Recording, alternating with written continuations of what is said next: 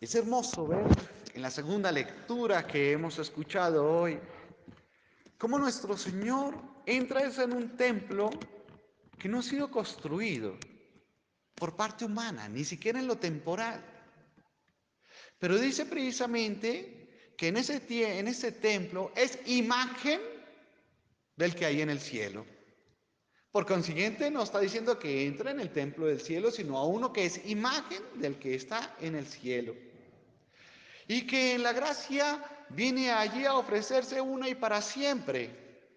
Y no como tocaba a los sacerdotes antiguos del Antiguo Testamento, cada vez que se ofrecía, ofrecían un misterio, un cordero, un sacrificio. Es curioso porque nuestro Señor viene a mostrarnos el proceso libre en cada mente de decir, bueno, ¿a qué santuario entró? Si no es hecho por persona humana, ¿a cuál se refiere? Entonces lo más lógico que podremos pensar, vamos a tratar de acercarnos, ¿a dónde? Al templo de ti, al que hizo el Espíritu Santo por el bautismo, o sea, al santuario que por ser digno o digna hija de Dios ahora eres, ahí a ese templo. ¿Por qué? Porque esa imagen del cielo, ¿cuál del cielo? Pues Dios. Entonces Dios es el santuario regio donde se ofrece y toda primicia es. Si yo entiendo estas primeras palabras, entiendo con cabalidad, con raíz profunda, entonces porque Dios dice que en su segunda venida va a venir no en razón del pecado, sino los que esperaban la salvación. Entonces uno dice, sí, va a venir a los que estén bonitos. No, porque están esperando la salvación. Y si yo estoy esperando la salvación, no es para que, porque estoy chévere, porque estoy bonito, porque estoy, si no estoy esperando que alguien me salve, es porque estoy, perdón lo como dicen hoy día algunos jóvenes, en la inmunda. Entonces necesito que me rescaten, me estoy ahogando, estoy necesitado. Pero no viene en razón del pecado, viene en razón del santuario del cielo, porque Dios nos hizo imagen y semejanza de Él. Entonces vienes por lo de Él, no por lo que no es tuyo, que es el pecado. El pecado no es tuyo, ha sido impuesto, ha sido sometido a tu vida, aún tu respuesta, tu consecuencia, quizás algunas causas, pero lo que es propio de Dios es su chispa, es su gracia, es su acción, es su sacramento, es su unidad con uno. El día que yo no vea eso, entonces no sé, entonces siempre esperaré que Dios entre en el santuario de mi porquería, en mi santuario de mi vida, en mi construcción de lo que he errado. Sino Dios está diciendo es que es lo que es mío. Y entonces por eso, en la oración colecta también decíamos, vamos a depurar, vamos a pedirle a Dios que depure, que aparte de nosotros, lo que no es propio de Él. Y eso no quiere decir que va a ser, cierre los ojos, cuento hasta 3 y cuando los abran, ya están todos bonitos y bonitas en la gracia de Dios. No, es un proceso como lo que en la gracia que se siembra en una semilla de trigo puede en conjunto mostrar oleadas de mies listas para la cosecha como ondas de oro en la tierra sembradas. Y si nosotros nos damos cuenta en ese sentido, ¿cuál es el santuario que quiere nuestro Señor? La gracia de encontrar que confiamos y creemos en Él. Miren estas dos mujeres que nos habla la primera lectura y el Santo Evangelio. Curiosamente son dos mujeres re necesitadas y en el borde en el límite, en el borde mismo de la vida, de una necesidad. El planeta lleva casi 3 años y medio sin llover. Y no porque Dios, y hago la aclaración, haya dejado de hacer llover en la tierra. ¿Quién dejó que no lloviera más en la tierra? Elías. Elías tenía hambre por consecuencia de su propia palabra. Elías cerró el cielo, no fue Dios. Elías dijo que no llueva 3 años y medio. ¿O no duró esto? ¿Y cuándo volvió a llover? Cuando Elías habla con Dios y le dice, ya como que ya es mucho tiempo que ya llueva. Pero entonces, cuando pasa todo esto es cuando se acerca allí. O sea, su situación de hambre, lo que le lleva es también consecuencia de su ser como profeta o su ser por el celo de Dios. Si yo le digo a Dios, Señor, sacude el mundo para que se dé cuenta, pues ahí yo estoy en el mundo, pues me va a sacudir a mí. Señor, que caigan en cuenta que es tu amor, pues ahí estoy yo, porque muchas cosas, aunque crean supuesto, necesito saber que Dios también, que yo también necesito tambalearme para ver qué tan firme o qué tan seguro estoy. Creo que las lecturas de hoy, esta primera y el Evangelio, nos muestra es hasta dónde tu alma confía en la providencia de Dios. La providencia, decía mi fundador, se levanta antes que el sol. Y el sol pues se refiere a la luz se refiere a Cristo. Entonces, por la gracia de nuestro Señor, llega una mujer y el contexto está recogiendo leña para hacer un poco de pan y morir. O sea, ya está en el límite, ya más no puede, pierde. Y llega uno pensando, imagínense uno cargado con eso, me voy a morir, se va a morir mi hijo de hambre, ya no voy a recibir nada. O sea, ¿qué puede pasar por la existencia de una persona en ese momento? Y llega un fulano X que no conozco y me dice, tráigame pan y agua. Uno lo manda a la porra, eso no está en su asunto. Sin embargo, en su límite, ella va y le va a traer agua. Y cuando va por el agua, vuelve y le dice, ay, tráeme pan. Y se vuelve ella, es que no ve, estoy recogiendo leña, le voy a explicar qué estoy haciendo. Estoy recogiendo leña porque ya no me queda ni fuerzas, ni ánimos, ni ganas ya de vivir. No hay nada en la tierra que me dé alimento. Llevando a un lenguaje simbólico. Y en la gracia de nuestro Señor nos muestra es cómo Él dice, podrá crear para ti, para tu hijo, pero primero me traes a mí. Hombre, no le estoy diciendo que me voy a morir. Sí, para mí es indiferente. ¿Qué? Voz de profeta. Estaba mirando una reflexión y decía, no, es que ella le creyó al profeta. No, ella no tenía ni idea quién era Elías. Acuérdense que antes de esto Elías había huido del otro lado del mundo porque lo iban a matar y quedó solo. Y por eso es la sequía y todo esto. O sea que a donde llega Sarepta, ahí no hay nadie que lo conozca. Para que le digan, oh, llegó el profeta, venga, un autógrafo, venga, díganos en qué número va a caer el baloto, lo que sea. No, es llegar allá y decirle, esta es una mujer que tiene su lío, está ciega, está solamente viendo ese fin. El fin es recoger la leña y acabar el plin de harina que hay con el plin de gotas de aceite que hay. Cuando uno ve esto, se da cuenta hasta dónde el límite de un alma está llegando. Cuando uno dice, es que ya lo perdí todo, entonces, ¿cuál es el problema? Cuando uno dice, es que ya no doy más, muy bien, entonces ya no des más, comienza a recibir. Cuando uno se da cuenta que en la vida hay límites, hay momentos límites, es porque Dios sabe que en los límites nos llegue, no es por prueba, tampoco pensemos, es que Dios me estaba probando, no, tampoco hablemos, sí, hay momentos de prueba, pero no todo tiene que ser ese lenguaje. Hay momentos circunstanciales, hay momentos de causa, de efecto de la vida misma, de lo que otros hacen, pues otros tienen que hacer una situación o pasar una situación difícil. Pero en el momento que llega esta mujer y se encuentra con Elías, Elías quiere aprovechar hasta dónde puede llegar ella si es su límite.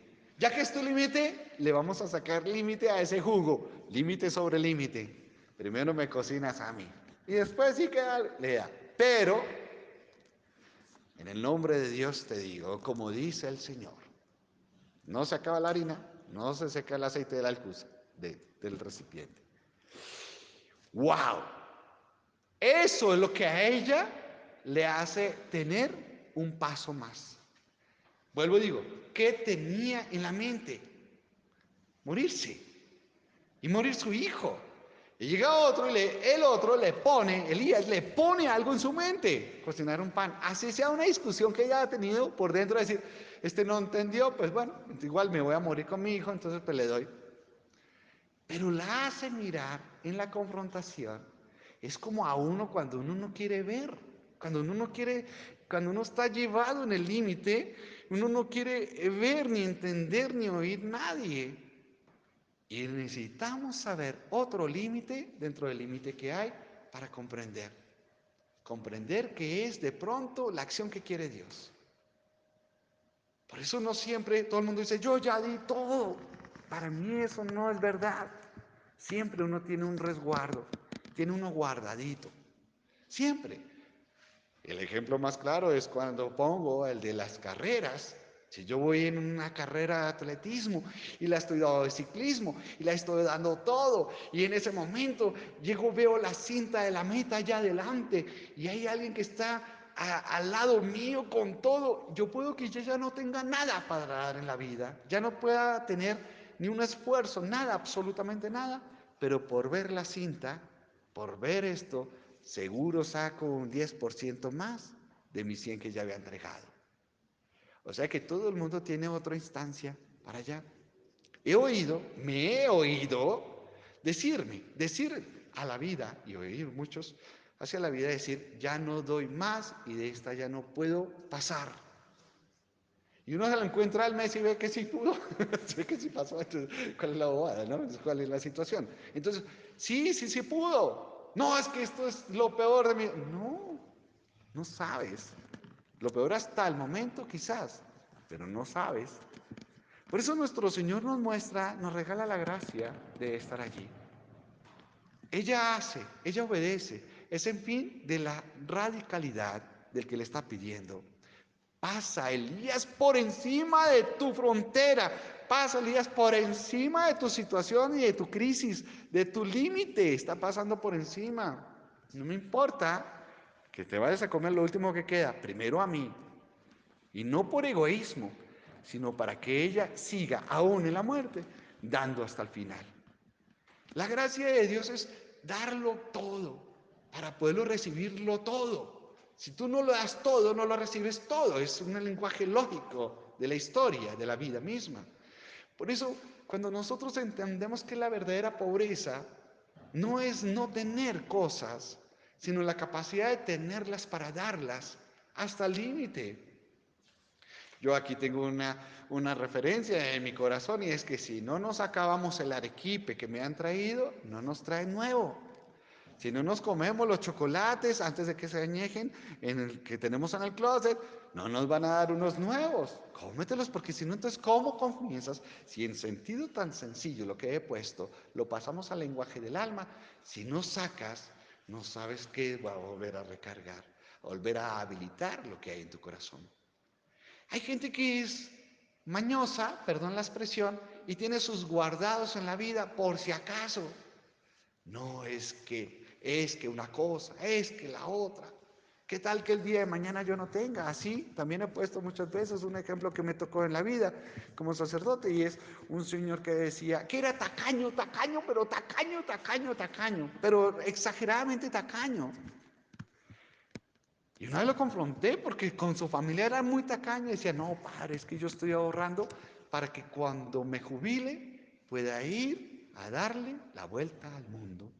Ese es mi sueño. Y estoy ahorrando cada peso, pero al punto que ya era exagerado. El hombre antesito de jubilarse tuvo un problema en el corazón, le pusieron el que aparato y le prohibieron montar en avión. De buenas puede ir a Melgar. De resto, ¿por qué no mirar lo que tenemos para dar, pero también sin hacer tanto presupuesto? O sea, hay que proyectar una vida en concreto, ¿de acuerdo? Hay que buscar cotizar en la pensión, qué triste decirlo, pero hay que pensar en las causas, en los bienes, en los desarrollos, pero no te amarres a la vida de no tener, o de guardar siempre, de tener tu guardado. Es como decir, ¿qué tal? Me gusta este ejemplo. ¿Qué tal que salgan dos enamorados, no? Y llegó al novio y se le cae la billetera y se abre la billetera y en la billetera está la foto de la exnovia. Entonces la que es novia actual dice, ¿por qué es eso? Dice, no, por si acaso usted me echa, pues yo ahí tengo por si acaso. A veces hacemos eso con Dios, por si acaso. Porque no tenemos la seguridad del límite. Y mientras tú no experimentes en tu vida el límite, Con la vida, con la muerte, con las cosas, tendrás tu guardado. Y Dios no quiere que tengas ni siquiera para ti el guardado. Y cuando te des cuenta que lo has podido dar todo, lo recibirás todo. Jamás hasta que llovió, gracias a Elías también, otra vez, a los 3 años y 6 meses, entonces volvió a caer agua. Obviamente las tierras volvieron a producir. ¿Cuánta hambre no habría en ese momento? Ahora piensa esto como lo dice Dios en otro pasaje.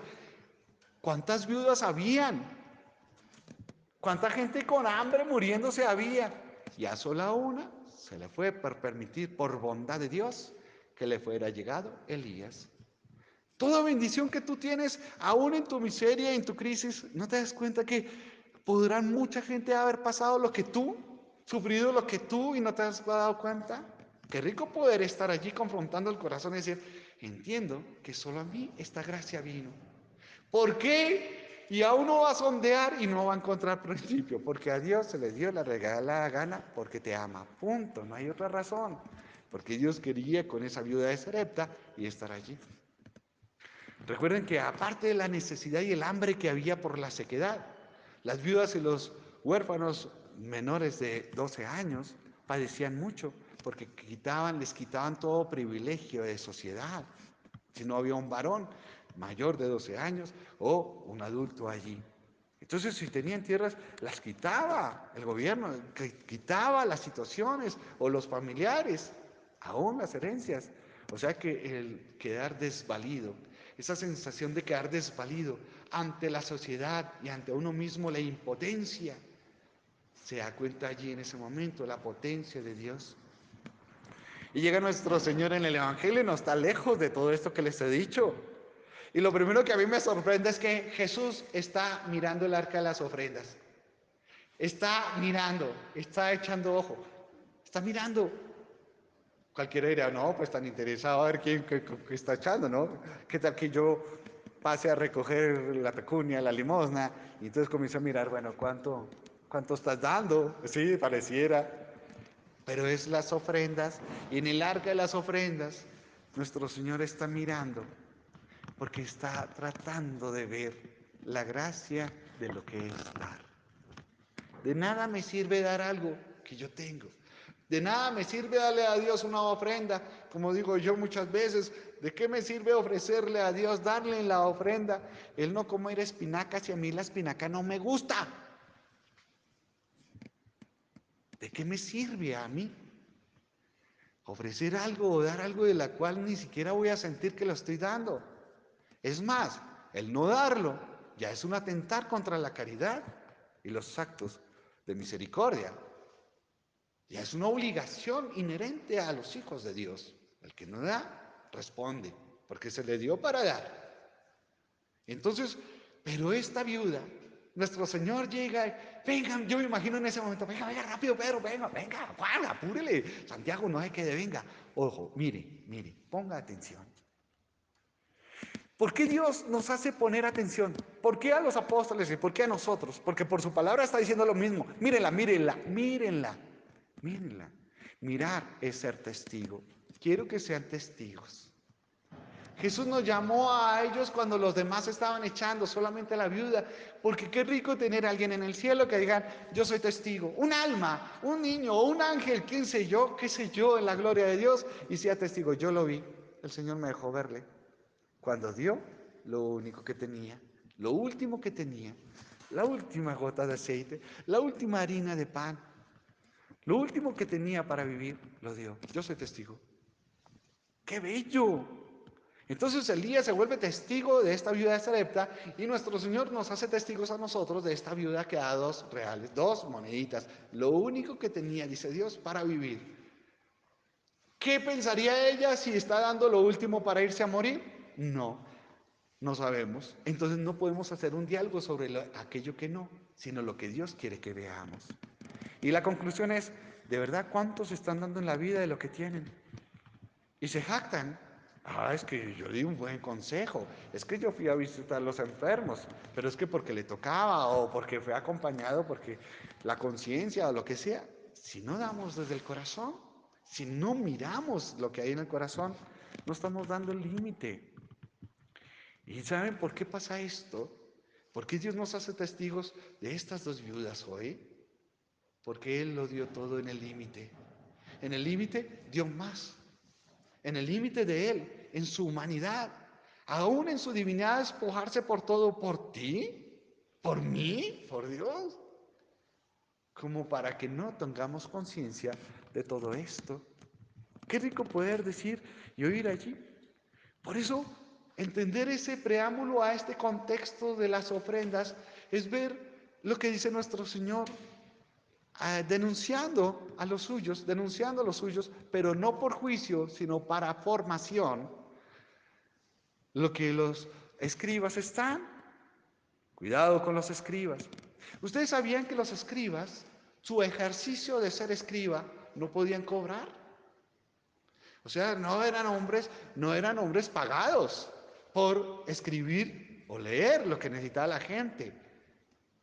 Pero ¿qué es lo que pasa? A veces decimos, ay, Zampita, vea, esos escribas se llenaron de gloria, quieren los mejores puestos, quieren los mejores asientos. Y yo me pregunto hasta dónde ellos querían y hasta dónde la gente los puso ahí. Por eso cuando estamos en el límite, como estas viudas, no nos pone sino el lugar que nos corresponde, la humildad, la sencillez y nuestra vacedad, nuestra nada. En cambio, el que lo ha puesto, ¿a cuántos no han subido? Cuando ay, tú eres bueno, ay, tú eres excelente en esto, oye, tú eres... Yo me acuerdo cuando yo estaba comenzando mi proceso de formación en primaria y los primeros años de bachillerato. Era muy bueno en matemática y, uy, usted es bueno en matemáticas, buenas notas, hasta que me tocó un profesor tenaz en tercero de primaria, noveno grado, en tercero de bachillerato, noveno grado, y llegó y logaritmos, y pésimo, me pegué una estrellada, y la frustración mía fue gigante porque yo me creí lo que me habían elevado. ¿Cuánta gente Dios la tiene como instrumento y la vanaglorian? Ay, es que usted hace milagros, o usted hace esto, usted dice esto, o usted es el único que puede. Y lo suben y eleva a uno como palma y después cae como coco. El problema es que si uno cae como coco puede matar escalabrando a alguien abajo cuando se cae. El problema es que uno se come el cuento del mundo. Tus límites te ubican. Como dicen algunos, ubícate, nene, ubícate, nena. ¿Sí? Ubicarse es excelente. Somos re frágiles, somos la criatura en este planeta más inestable o menos con posibilidades sobre vivir. Pero ahí nos tiene Dios en nuestra fragilidad. ¿Por qué creen que Dios nació en un pesebre bebé? ¿Por qué creen que las primeras palabras de Dios fue agú? Con ternura y puchero, me imagino. Así, agú. Me imagino que fue agú, yo no sé. Pero ya desde su alma clamaba Abba, papito, mamita María. Cuántas cosas lindas. Entonces nuestros límites nos recuerdan lo que de verdad somos. No creas que lo que tienes, aún conocimiento, aún las fuerzas, el ímpetu de la juventud, el ímpetu de las fuerzas, algún día, cuando decimos, ay, esos viejos, padre ya está chocho, está viejo, como chocheado, como está harto. Como si yo no hubiera estado ímpetu un día en la juventud y hubiera dicho, yo tengo todas las fuerzas del mundo para conquistar el mundo. ¿Sí? Vamos a conquistar el mundo, dice por ahí alguien. Pero en la gracia de Dios es los límites te llevan, uno, a saber que puedes dar más, que siempre hay algo. Dos, quién eres en realidad, la nada que somos, los pobres bienaventurados que somos, porque solamente el que no tiene puede recibir con una disposición distinta en el alma para gritarle a Dios, alaba, alaba alma mía al Señor, exalta mi alma al Señor. Qué hermoso poder eso. Entonces, ahí es cuando entiendo todo esto, lo que la segunda lectura estaba, no en razón del pecado, Dios viene para los que necesitan salvarse, han querido que los salven, porque es allí cuando reconoces tu falta, tu nada, tu fragilidad en todo, qué es cuando Dios viene. Por eso mi conclusión es, deja a Dios ser Dios. Y reconócete como criatura. No eres Dios. No salvas a nadie, no conviertes a nadie. No haces nada, no has hecho nada por ti. Deja entonces Dios que haga por ti. Pero déjalo. Pero disponte a los que se disponen a la salvación. Vendrá, no en razón de tu miseria, no en razón del pecado. Dios lo dio en el límite, no en razón de la miseria humana. Y recuerden que está diciendo nuestro Señor es porque es tanto el pecado que no había posibilidad de pagar semejante deuda. No había posibilidad. Ni ofreciéndose toda la humanidad en Cristo y después de Cristo alcanzaba para pagar todo el pecado. Y sin embargo Dios pagó por los de antes de Cristo, los que estaban con él en el momento, hace 2000 años, y el resto de las generaciones, tocando las nuestras. Entonces, qué hermoso es, Señor, tú me has mandado hoy tu palabra, hoy me has mandado la bendición, hoy me has mandado algo, como la viuda de Sarepta viendo tantas, como la gracia de mi límite, que a veces digo no puedo más, o no sé más, o por qué otra vez, sino en la gracia de nuestro Señor dejar allí y darlo todo. Si no confías en la providencia, no la vas a conocer. Déjala actuar. Y es en los límites. Abandónate con inteligencia, no probando a Dios. Es que yo me voy a ir debajo de un puente a ver qué pasa. No, tampoco. Que por algo estamos en una historia, un recorrido. Pero tu corazón sé que puede más. Y Dios es un Dios exigente, un Dios que va a los límites, como Él sí lo fue por la salvación. Porque es semejanza, la gracia del que quiere, como decía San Juan de la Cruz. El fin último, decía San Juan de la Cruz, el fin último de la humanidad, de todos, es llegar a consumar su alma con Cristo. El que es, con el que es imagen. Que la gracia de Dios nos permita siempre encontrar el sabor, el color y el olor del reino de Dios en nuestros días. Que así sea.